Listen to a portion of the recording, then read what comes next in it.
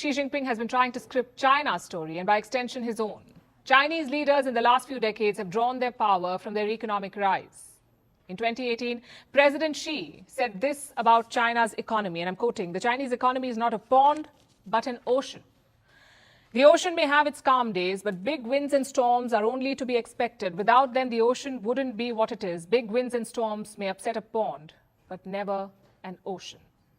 Quite the poetic touch, we must say.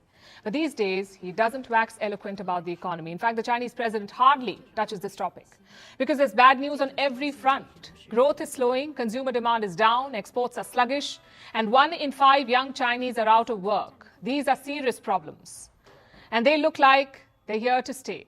Experts have slashed China's growth estimates. What is the new growth estimate? 5.1% in 2023 and 4.5% in 2024.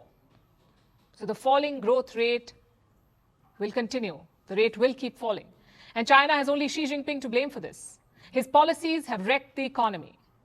China's growth story began in the late 1970s. That's when the country opened up to the world. In the next 3 decades, there was rapid growth.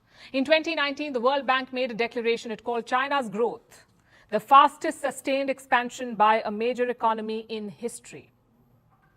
Do you know what was the pace of this growth? Nearly 10% every year. And now it could fall below 5%. Sure, you can't sustain 10% growth forever, but a projection of 4.5 is worrying.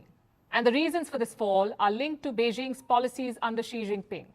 You see, China's rapid growth was mainly due to its free market reforms. When Xi Jinping became president, he tried to reverse that. He tried to rein in the corporates, to dictate their functioning from Beijing and to insist on loyalty from business owners. He wanted them to commit to Communist Party goals.